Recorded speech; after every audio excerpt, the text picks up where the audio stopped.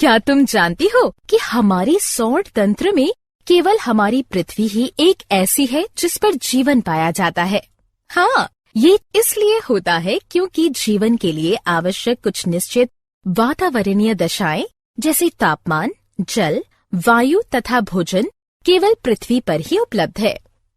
पृथ्वी पर उपस्थित संपदा पृथ्वी पर पाए जाने वाले सभी जीवधारियों की भी मूलभूत आवश्यकताओं की प्राप्ति के लिए जरूरी है।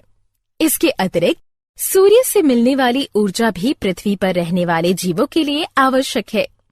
जीवमंडल पृथ्वी की सतह पर जीवन को सहायता देने वाला तंत्र है, जो कि वायुमंडल में कुछ मील की दूरी से लेकर महासागरों के गहरे समुद्र की तलहटी तक फैला हुआ है। भूमि, जल तथा वायु पृथ्वी पर पाए जाने वाले संपदाएं हैं। प्राकृतिक संसाधन वायुमंडल, जलमंडल और स्थल मंडल के घटक हैं। जीवन मंडल का भौतिक भाग 3 मुख्य समूहों में विभाजित किया गया है: स्थल मंडल, जल मंडल और वायुमंडल। स्थल मंडल में पृथ्वी की सबसे बाहरी परत यानी परपटी या क्रस्ट के ठोस घटक जैसे मृदा, चट्टान और खनिज शामिल होते हैं। केवल पृथ्वी की सबसे बाहरी परत, जिसे मृदा भी कहते हैं, में जीवित जंतु पाए जाते हैं तथा ये जीव मंडल का एक भाग बनाती है। तालाब, नदियां, झील और समुद्र सभी जल मंडल के जलीय घटकों में शामिल हैं। जल पृथ्वी के सतह का लगभग 75% भाग घेरता है। जल भूमिगत भी पाया जाता है। वायुमंडल एक कंबल की तरह जलमंडल और स्थल मंडल के आसपास गैस का आवरण बनाता है। वायुमंडल पृथ्वी की सतह से कुछ किलोमीटर की ऊंचाई तक फैला होता है। ये 4 भागों में विभक्त होता है: क्षोभ मंडल, समताप मंडल, ओजोन मंडल, आयन मंडल। इसलिए हम कहते हैं कि जीवन मंडल मुख्य रूप से 2 घटकों से मिलकर बना होता है: जैविक घटक सभी जीवित वस्तुएं, अजैविक घटक यानी वायु, जल तथा मृदा।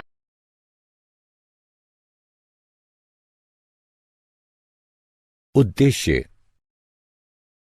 इस पाठ के अंत में आप निम्न करने में सक्षम हो जाएंगे: जीवन की श्वास वायु को समझना, जलवायु नियंत्रण में वायुमंडल की भूमिका को पहचानना, वायु की गति, पवन को समझना, वर्षा को समझना, वायु प्रदूषण को समझना, जल एक अद्भुत द्रव के गुणों को पहचानना, जल प्रदूषण को समझना।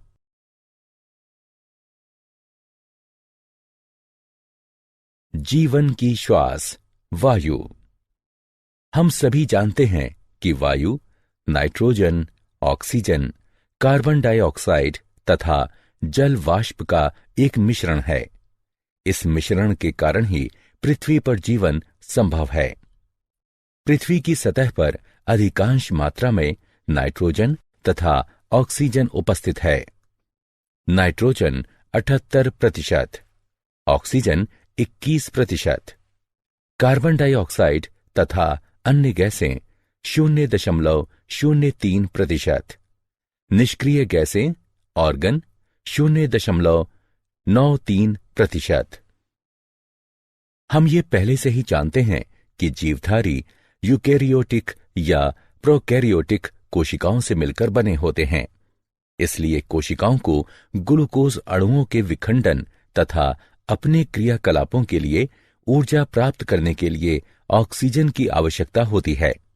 इसके परिणाम स्वरूप कार्बन डाइऑक्साइड का निर्माण होता है। एक अन्य प्रक्रिया जिसके परिणाम स्वरूप ऑक्सीजन की खपत तथा कार्बन डाइऑक्साइड का निर्माण होता है, दहन की प्रक्रिया कहलाती है, जो कि या तो मानव क्रियाकलापों अथवा जंगलों में लगी आग का परिणाम होती है। हालांकि विभिन्न क्रियाकलापों द्वारा कार्बन डाइऑक्साइड का एक बड़ी मात्रा में निर्माण होता है, किंतु फिर भी वायुमंडल में कार्बन डाइऑक्साइड का प्रतिशत कुल प्रतिशत का एक छोटा सा भाग ही है।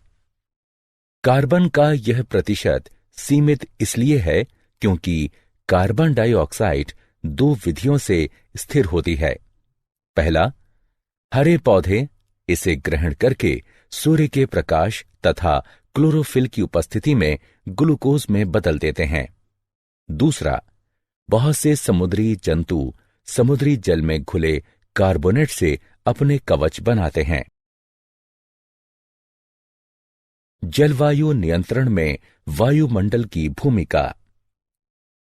जैसे कि हम पहले भी चर्चा कर चुके हैं कि वायुमंडल पृथ्वी को एक कंबल की भांति ढकता है।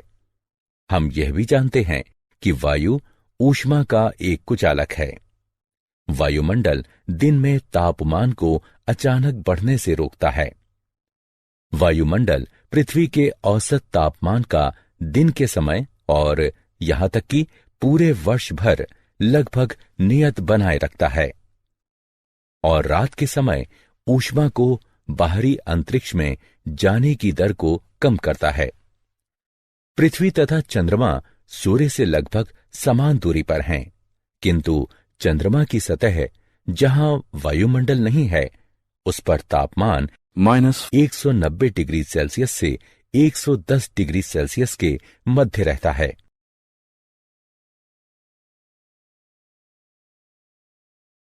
वायु की गति। पवन। तुम में से कितने लोग समुद्र तट यानी समुद्र के किनारे पर घूमने गए हो? तुम सभी ने शाम को बहने वाली ठंडी समीर को महसूस किया होगा तथा गर्म दिन के बाद इन समीरों से मिलने वाली राहत को भी महसूस किया होगा। इसी प्रकार गर्म मौसम के बाद जब वर्षा होती है तो हमें बहुत राहत मिलती है। वायु की गति वायु के गर्म होने के कारण होती है तथा जब इस वायु में जल वाष्प उपस्थित होती है तो यह ठंडी समीर बन जाती है। जल वाष्प जीवित प्राणियों के क्रियाकलापों और जल के गर्म होने के कारण बनती है। स्थलीय भाग या जलीय भाग से होने वाले विकिरण के परावर्तन तथा पुनर्विकिरण के कारण वायुमंडल गर्म होता है। गर्म होने पर वायु में संवहन धाराएं उत्पन्न होती हैं। जब वायु स्थल और जल के विकिरण के कारण गर्म होती है तब ये ऊपर की ओर प्रवाह करती है। क्योंकि जल की अपेक्षा स्थल जल्दी गर्म होता है, इसलिए स्थल के ऊपर की वायु जल के ऊपर की वायु की अपेक्षा तेजी से गर्म होगी। इसलिए अगर हम तटीय क्षेत्रों को दिन में देखते हैं तो पाते हैं कि स्थल के ऊपर की वायु तेजी से गर्म होकर ऊपर उठना शुरू करती है। जैसे ही यह वायु ऊपर की ओर उठती है, वहां कम दाब का क्षेत्र बन जाता है और समुद्र के ऊपर की वायु कम दाब वाले क्षेत्र की ओर प्रवाहित हो जाती है। एक क्षेत्र से दूसरे क्षेत्र में वायु की गति पवनों का निर्माण करती है। दिन के समय हवा की दिशा समुद्र से स्थल की ओर होगी। रात के समय स्थल और समुद्र दोनों ठंडे होने लगते हैं। क्योंकि स्थल की अपेक्षा जल धीरे धीरे ठंडा होता है, इसलिए जल के ऊपर की वायु स्थल के ऊपर की वायु से गर्म होगी। हवा की सभी गतियां विभिन्न वायुमंडलीय प्रक्रियाओं का परिणाम है, जो पृथ्वी के वायुमंडल के असमान विधियों से गर्म होने के कारण होता है। इन हवाओं को बहुत से अन्य कारक भी प्रभावित करते हैं, जैसे पृथ्वी की घूर्णन गति तथा पवन के मार्ग में आने वाली पर्वत श्रृंखलाएं। वर्षा। जैसा कि हम सब जानते हैं कि गर्म, नम तथा उठने वाली वायु आसमान में बादलों का निर्माण करती है। इस प्रकार हम यह कह सकते हैं कि दिन के समय जलीय भाग के गर्म हो जाने से बादल बनते हैं। जब गर्म वायु ऊपर की ओर उठती है तो ये फैलती है तथा ठंडी हो जाती है। वातावरण में ठंडी वायु जमीन की तरफ सिकुड़ जाती है। ठंडा होने के कारण हवा में उपस्थित जलवाष्प छोटी छोटी जल की बूंदों के रूप में संघनित हो जाती है। वायु में उपस्थित धूल के कण नाभिक के रूप में कार्य करते हैं तथा संघनन की प्रक्रिया प्रारंभ हो जाती है। संघनन की प्रक्रिया लगातार होने के कारण ये छोटी बूंदें बड़ी बूंदों में बदल जाती हैं। जब ये बूंदें बड़ी और भारी हो जाती हैं, तब ये वर्षा के रूप में नीचे की ओर गिरती हैं। कभी कभी जब वायु का तापमान काफी कम हो जाता है, तब ये हिमवृष्टि अथवा ओले के रूप में अवक्षेपित हो जाती हैं। वर्षा का पैटर्न पवनों के पैटर्न पर निर्भर करता है। भारत के बहुत बड़े भूभाग में अधिकतर वर्षा दक्षिण पश्चिम या उत्तर पूर्वी मानसून के कारण होती है। हम मौसम सूचनाओं में अक्सर ये सुनते हैं कि बंगाल की खाड़ी पर वायु का दबाव कम होने के कारण कई क्षेत्रों में वर्षा हुई। वायु प्रदूषण। इन दिनों प्रदूषण शब्द बहुत ही प्रचलित हो गया है, लेकिन इसका मतलब क्या होता है, मैं तुम्हें बताता हूं। हमारे वातावरण के भौतिक, रासायनिक तथा जैविक गुणों में होने वाला कोई भी अवांछनीय परिवर्तन प्रदूषण कहलाता है। वायु, जल तथा मृदा में होने वाला प्रदूषण जीवन के विभिन्न रूपों पर कुप्रभाव डालते हैं। जबकि प्रदूषक एक ऐसा पदार्थ, रसायन या कारक है जो कि वातावरण में पहुंचकर मानव के जीवन पर बुरा प्रभाव डालता है। प्रदूषक को इस प्रकार भी परिभाषित किया जा सकता है कि यह एक गलत मात्रा में, गलत स्थान पर या गलत समय पर पाया जाने वाला एक घटक है। वातावरण में बाह्य कणों अथवा गैसों की उपस्थिति जो कि मानव, पौधों तथा जंतुओं के लिए हानिकारक होती है, वायु प्रदूषण कहलाती है। वायु प्रदूषण का मुख्य कारण जीवाश्म ईंधन का दहन है। जीवाश्म ईंधन जैसे कोयला और पेट्रोलियम पदार्थों में नाइट्रोजन और सल्फर की बहुत कम मात्रा होती है। जब ये ईंधन जलते हैं, तब नाइट्रोजन और सल्फर भी इसके साथ जलते हैं तथा यह नाइट्रोजन और सल्फर के विभिन्न ऑक्साइड उत्पन्न करते हैं। इन गैसों का केवल सांस के रूप में लेना ही खतरनाक नहीं है, बल्कि ये वर्षा के जल में मिलकर अम्लीय वर्षा भी करते हैं। जीवाश्म ईंधनों का दहन वायु में निलंबित कणों की मात्रा को भी बढ़ा देता है। ये निलंबित कण बिना जले कार्बन कण या पदार्थ हो सकते हैं, जिन्हें हाइड्रोकार्बन कहा जाता है। इन सभी प्रदूषकों की अधिक मात्रा में उपस्थिति दृश्यता को कम करती है, विशेषकर सर्दी के मौसम में जब जल भी वायु के साथ संघनित होता है। इसे धूम कोहरा कहते हैं तथा ये वायु प्रदूषण की ओर संकेत करते हैं। इन पदार्थों वाली वायु में सांस लेने से कैंसर, हृदय रोग या एलर्जी जैसी बीमारियां होने की संभावनाएं अधिक हो जाती हैं।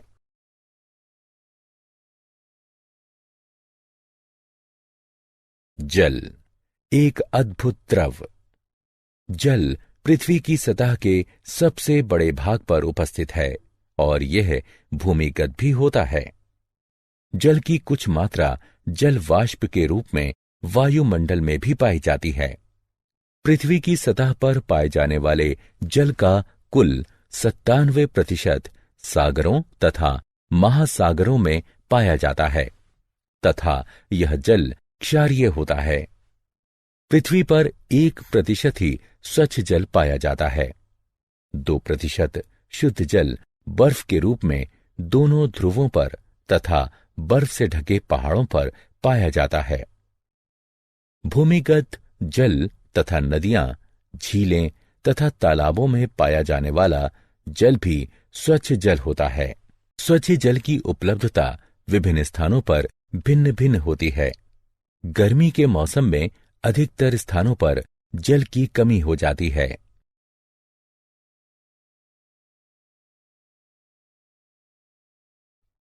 जल का महत्व। जल इसलिए आवश्यक है क्योंकि सभी जीवों को जल की जरूरत है। सभी कोशिकीय प्रक्रियाएं जलीय माध्यम में होती हैं। सभी प्रतिक्रियाएं जो हमारे शरीर में या कोशिकाओं के अंदर होती हैं, वह जल में घुले हुए पदार्थों में होती हैं। शरीर के एक भाग से दूसरे भाग में पदार्थों का संवहन खुली हुई अवस्था में होता है। इसलिए जीवित प्राणी जीवित रहने के लिए अपने शरीर में जल की मात्रा को संतुलित बनाए रखते हैं। स्थलीय जीवों को जीवित रहने के लिए शुद्ध जल की आवश्यकता होती है, क्योंकि खारे जल में नमक की अधिक मात्रा होने के कारण जीवों का शरीर उसे सहन नहीं कर पाता है। इसलिए प्राणियों और पौधों को पृथ्वी पर जीवित रहने के लिए आसानी से जल उपलब्धि के स्रोत आवश्यक हैं।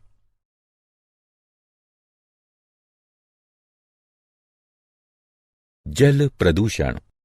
क्या तुम्हें पता है कि जल प्रदूषण जल में कुछ ऐसे पदार्थों के मिलने के कारण होता है जो कि जल की गुणवत्ता को कम करते हैं, जिससे यह स्वास्थ्य पर भी कुप्रभाव डालता है। जल उन कीटनाशकों और उर्वरकों को भी घोल लेता है जिनका उपयोग हम खेतों में करते हैं। अतः इन पदार्थों का कुछ प्रतिशत भाग जल में चला जाता है। हमारे शहर या नगर के नाले का जल और उद्योगों का कचरा भी नदियों तथा झीलों में संग्रहित हो जाता है।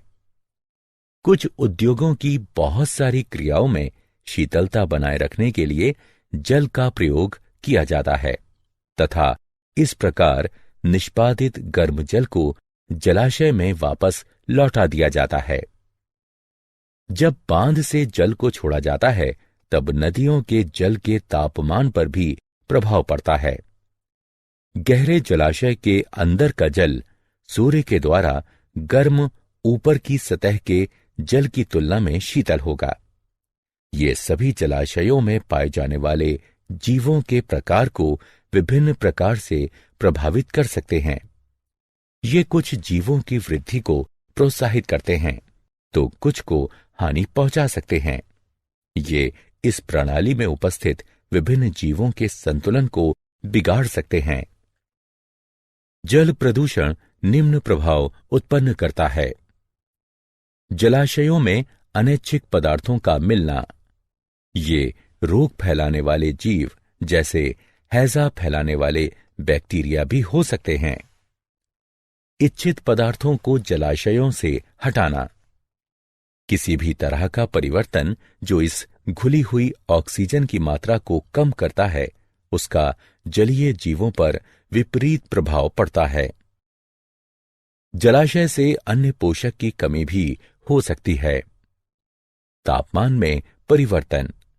जलीय जीव जिस जलाशय में रहते हैं, वे वहां के एक विशिष्ट तापमान के अनुकूल होते हैं और उस तापमान में अचानक परिवर्तन उनके लिए खतरनाक होगा या प्रजनन की प्रक्रिया को प्रभावित करेगा। विभिन्न प्रकार के जंतुओं के अंडे और लार्वा तापमान परिवर्तन के प्रति संवेदनशील होते हैं।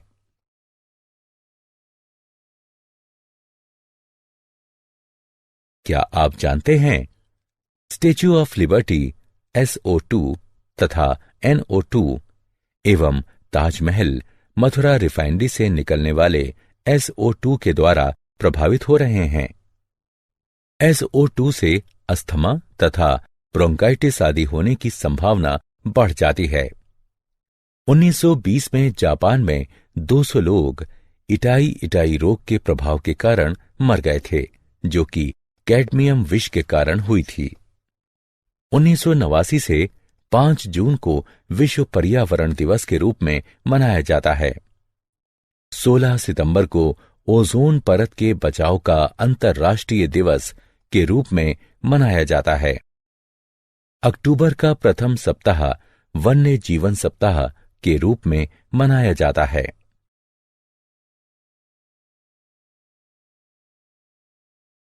सारांश। आइए हमने जो कुछ सीखा है उसे संक्षेप में दोहराएं। पृथ्वी पर जीवन मृदा, वायु, जल तथा सूर्य से प्राप्त ऊर्जा जैसी संपदाओं पर निर्भर करता है। स्थल और जलाशयों के ऊपर विषम रूप से वायु के गर्म होने के कारण पवनें उत्पन्न होती हैं। जलाशयों से होने वाले जल का वाष्पीकरण तथा संघनन हमें वर्षा प्रदान करता है। किसी क्षेत्र में पहले से विद्यमान वायु के रूप पर होने वाली वर्षा का पैटर्न निर्भर करता है।